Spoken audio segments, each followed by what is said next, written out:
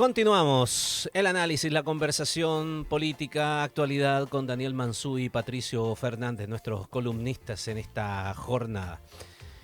Bien, don Patricio Fernández, su joyita. A ver, yo traía una que creo que es, ahora parece que es como de mal gusto poner cosas o buscar lados buenos, digamos, pero voy a agarrarme además del exministro Ignacio Briones para esta. ¿Ya? Y que yo creo que es importante también valorar valorar cosas que tiene el país cuando son tan escasas. Y esta vez se trata de que yo creo que es muy valioso y no hay que pasar por alto la importancia que tiene el que el ministro Marcel, el ministro de este gobierno, convoca cuando hay un problema de dimensiones nacionales, como es en este caso, por ejemplo, los aranceles de Donald Trump, que convoque a los exministros de Hacienda y a los ex directores del Banco Central. Esto que suena así nomás, o sea, jamás lo haría, no sé, jamás lo haría Milei, no invitaría nunca a los exministros del kirchnerismo, jamás lo haría Bukele, jamás lo haría Trump, para que no nos pongamos en una cuestión lejana, digamos. Trump no invitaría a los ministros de los gobiernos demócratas hoy día, jamás. Jamás lo haría Maduro, para no decir otra obviedad. El que acá siga existiendo esto, creo que merece ser valorado, o sea, o por lo menos ser reconocido como algo que va más allá. Además, por supuesto, esto no es que no es un reconocimiento necesariamente al ministro Marcel y al gobierno de Boric, porque también lo habría hecho, estoy cierto, el gobierno de Sebastián Piñera y sus ministros. Pero es un tipo eh, de comportamiento inhabitual en otros lugares del mundo y en los tiempos que corren, y que acá sigue en pie. Para la pandemia se hizo, para los fallos de la Haya también se Exacto. hizo, por ejemplo, Sí, convocar a otras fuerzas sí, políticas para esto. sí. Y yo creo que eso es un capital. Y es un capital que hay que cuidarlo, porque uno podría pensar que hay temas muy pronto, no lo voy a pedir en un año electoral, pero para no seguir como chicharra, uno de los que yo creo que es de este tipo de temas nacionales es, por ejemplo, el crimen organizado, donde es absurdo, digamos, que haya una discusión simplemente, o sea, como de sacarse cara entre sectores políticos cuando tienes una clara amenaza externa que requiere una política nacional. Eh, yo creo que esto es algo que merece ser destacado. O sea, no hay un país en ruina, no hay un país hecho triza, no hay un país enteramente destruido. Hay un país con problemas, hay un país empantanado, etcétera, etcétera, etcétera.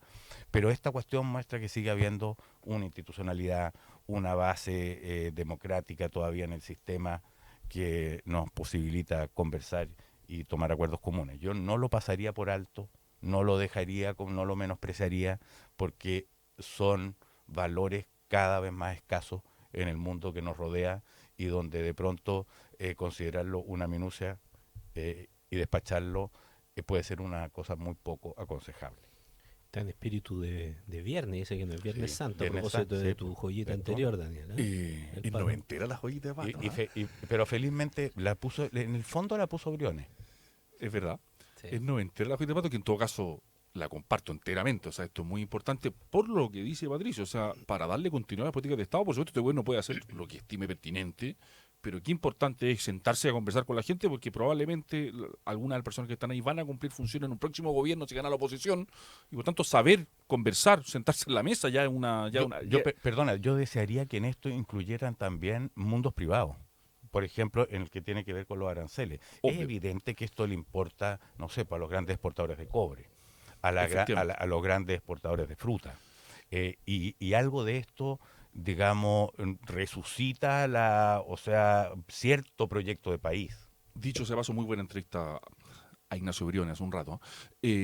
Pero también no puedo dejar de señalar que es noventera la joyita, lo digo con un poco de ironía, por supuesto, Sí. porque claro, es rehabilitar algo que fue tan vilipendiado durante mucho tiempo, que es que bueno, que se junte la gente que piensa distinto, que converse, pero claro, parece un consenso, no parece el regreso a la política del consenso. Yo no creo que sea eso, por supuesto, ¿eh? Pero o sea, este tipo de reuniones fueron vilipendiadas por mucho tiempo. Ya, pero lo está haciendo quien tú Estoy de dirías acuerdo, que lo vilipendió. estoy de acuerdo. Mi pregunta simplemente es, soy un poco, no mucho, pero un poco menos optimista que Pato, porque yo no sé si estas reuniones que nosotros por buenos motivos consideramos deseables y buenas, ¿en qué medida esto le habla a la población, por decirlo así? O sea, no tenemos riesgo en esta elección de que ya hay algunas candidaturas, que puedan surgir otras, digamos, que justamente vayan a seguirle pegando a ese modo de hacer las cosas, que a mí me gusta y me parece bueno. No estoy seguro de cuánto sigue conectando, y eso es lo que me preocupa, estando de acuerdo en el resto con todo lo que dice, digamos. O sea, creo que es una gran señal, es muy importante, creo que es importante señalarlo y destacarlo, porque no en todos los países se hace. Fíjate que yo tenía otra joyita antes de escuchar a Briones, y que tiene que ver con lo que tú estás diciendo, y que es una pregunta, o sea, es algo como que fue después de leer y ver las declaraciones de Parisi, por ejemplo. Parisi se dedicó a insultar uno por uno a los otros candidatos, de la manera más despectiva que uno se quiera figurar. Esta vez desde Chile, sí. Claro, esta vez felizmente en territorio nacional. Es que decirlo. ¿Y cuál fue la cosa que yo pensaba y que la pensaba traer como tema, que es como la contraparte, o sea, dialoga con lo que tú estás diciendo respecto de la joyita que terminé planteando? Sabemos que lo que genera noticia es eso que es confrontacional, conflictivo, polémico, y uno irremediablemente le pone atención. O sea, yo mismo iba a comentar eso porque llama la atención y electriza. Y genera ruido y genera conversación. En cambio, la sensatez, el sopesar los argumentos, es más aburrido. Es más aburrido. Y no solo es más aburrido, sino que no genera noticia, no genera titular, no dan ganas de, o por lo menos no se sintetiza tan fácil entre dos signos de exclamación. ¿Cómo uno podría llegar a hacer para que eso constructivo, y digo constructivo esta vez no solo pensando como ni noventera ni beatamente, sino que en términos intelectuales incluso, o sea, como eso que motiva una complejización de los problemas, efectivamente convoque atención? Y yo creo que este es un mega tema de campaña para los candidatos y candidatas responsables de acá. ¿Cómo hago yo para, sin abrutar, digamos, el debate, estar presente? Porque yo tengo que estar, digamos, yo para ser competitiva tengo que aparecer. Tengo que existir. ¿Cómo hago para existir? Es que mira, es bien interesante eso, porque en anteriores contiendas electorales era tal vez un poco más fácil, y ahí también mi pregunta es un poco abierta.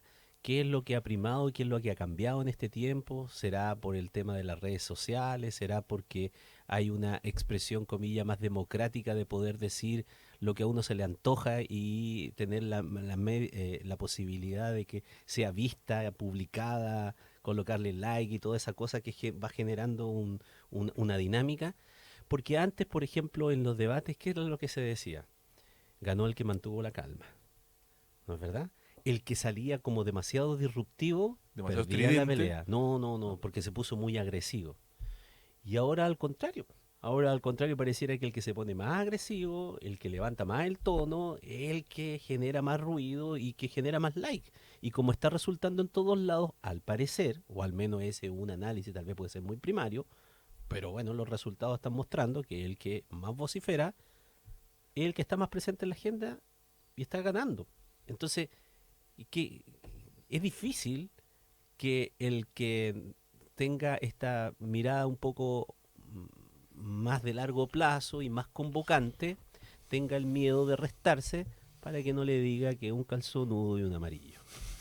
Mira, dicho en otras palabras sencillas. La derechita cobarde. Oye, pero Bueno, para bien y para mal, antes había otro sistema era otro el sistema de medios, o era otro el sistema de la... había otras intermediaciones. Ya. Y para más, era manejado por muy pocos. O sea, habían un número determinado de medios que intermediaciones. De intermediaciones, claro, que podían decidir el tono que se le ponía a la cosa de acuerdo a su interés. Esto era lo que en un momento uno detestaba, justamente. O sea, unas cuantas cabezas o unas cuantas autoridades determinaban más o menos el tono. Eso desapareció. El para mal de esa desaparición es que se pierde la responsabilidad del tono o del tenor que se ponga. O sea, ya no hay un director del Mercurio al cual tú puedas apuntar con el dedo si es que el tono está lo cual, porque ya está en medio de una cuestión muy difusa que se llama las redes sociales, o sea, el tono lo ponen otro. Y donde los mismos medios tienen sus propios problemas porque ya no son lo que eran. O sea, más bien le siguen el amén a ese otro ruido, digamos. Claro, es una gran complicación. De hecho, ponte tú, esto a los que nos interesa el tema del periodismo y la libertad de expresión es muy interesante, porque tú ves que hoy día el tema de la libertad de expresión yo creo que ha dejado de ser significativo como lo entendimos para pasar al tema del manejo de los algoritmos y de la información. La censura hoy día no es un asunto. Es más, cierta tendencia bastante fanática, manipuladora de la información y muy poderosa, tienden a ser los que defienden el que no haya censura. Te lo voy a formular para así, ponerlo Pato. en las redes, me explico, ¿no? Sí. Lo voy a formular así. Pasamos de ese pequeño selecto grupo de personas a un algoritmo. Exacto. Cuyos intereses no son mucho menos sospechosos que los anteriores. Eso es exactamente lo que quería decir. No sé si es que el mundo anterior tenía sus problemas, por supuesto, pero este tiene otros problemas que son tanto más complicados, creo yo. O sea, ahora, dicho eso, yo creo que para recoger lo que decía Ramón, los candidatos enfrentan una tensión. Este es el arte de la política. Las redes sociales al mismo tiempo nos permiten saber lo que está pasando, si también tiene algo bueno, ¿no? Hay rabia, hay miedo, hay angustia en muchos sectores. No en toda la población, no es lo único que prima, pero ningún candidato puede pretender ganar una elección hoy día en el mundo si no es capaz de hacerse cargo de ese tipo de sentimientos de alguna manera. ¿Cuál es el desafío? Articularlo con seriedad, gobernabilidad y responsabilidad. Pero cualquier candidato que quiera ganar, digamos, para todos los que están corriendo ahora, tiene que ser capaz de hacerse cargo de esas dos dimensiones. ¿qué era lo que pasaba Y esa es antes? toda la dificultad. ¿Qué era lo que pasaba antes? Antes, esas mismas energías, en parte por lo mismo que estamos hablando hace 2 minutos atrás, el líder político aspiraba a conducirlas, o sea, a ver cómo encauzarlas, izquierdas y derechas, cada cual a su manera. Hoy día, al parecer, más bien aspira a representarlas simplemente, o sea, a empatizarlas. Yo soy como tú y actúo tu misma furia. Algo de eso es enredado, es complejo, digamos, porque el más furioso no es el que le da mejor solución y mejor camino a los problemas que motivan esa furia.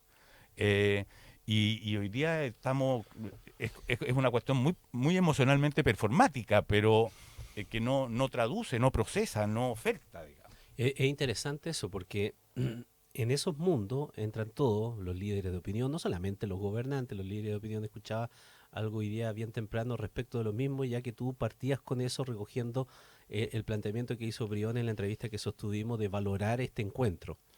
Me tocó escuchar esta mañana diciendo ya una aprensión respecto de esa reunión, señalando que no vaya a ser esto lo mismo que levantar las manos, juntarse todo para nada.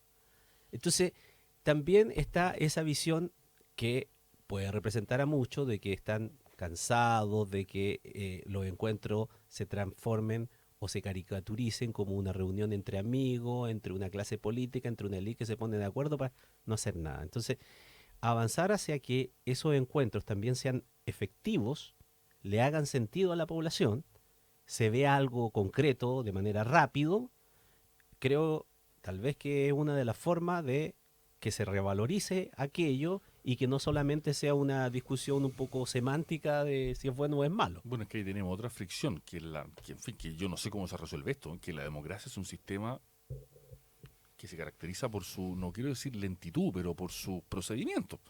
Y los procedimientos son más lentos de lo que la gente quisiera. Y las redes y el sistema en general están llamando o nos invitan o nos educan incluso en la inmediatez más absoluta. Y las personas tienen cada vez menos paciencia. Y la verdad es que la política en democracia es más lenta de lo que todos nosotros quisiéramos. Ahora, ¿cuál es el desafío del sistema? Darle la mayor celeridad posible. Pero no sé si alguna vez va a poder satisfacer ese deseo de inmediatez que hoy día las sociedades tienen por una serie de motivos. Yo creo que ahí estamos empantanados en un problema tremendo, porque la política ofrece soluciones, yo creo que las ofrece, al menos debería ser capaz de ofrecerlas, pero no las ofrece nunca en la inmediatez, porque precisamente es un sistema que intenta proteger muchos bienes al mismo tiempo y que para protegerlos tiene que tomarse su tiempo. Pero son pocos los que explican entendiendo de tomadores de decisiones, los que hacen esa salvedad cuando presentan esas No, cosas. Porque suelen decir que tengo la fórmula y lo hago de porque cuando inmediato. eres candidato, y aquí de todos los colores, te ves forzado, te ves impelido a proponer, digamos, unas cosas que van a resultar pronto para ganar los votos, y después llega, por favor, esto vale para cualquiera que gane el otro año, ¿no? El que esté sentado en esa oficina el día 12 de marzo del 26 va a tener puro problema.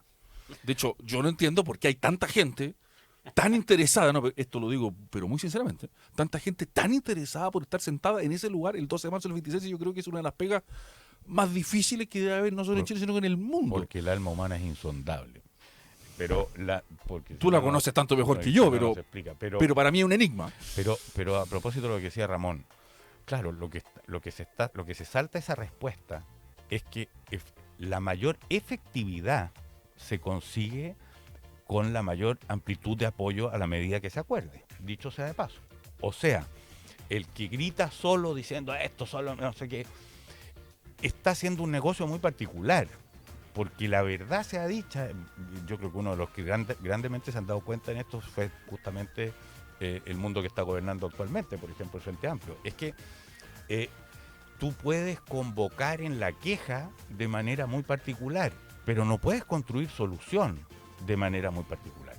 O sea, ¿te cabe alguna duda a ti que la mejor manera de responder a la amenaza, a la presión, como sea que le llamemos, arancelaria de Donald Trump, es con la más alta malla de acuerdo nacional posible, digamos, para irle de frente, en lugar de con una idea particular que nos matamos acá en la discusión? O sea, en lugar de tener un frente de combate unido, tener una cosa dispersa, solo fortalece a la contraparte.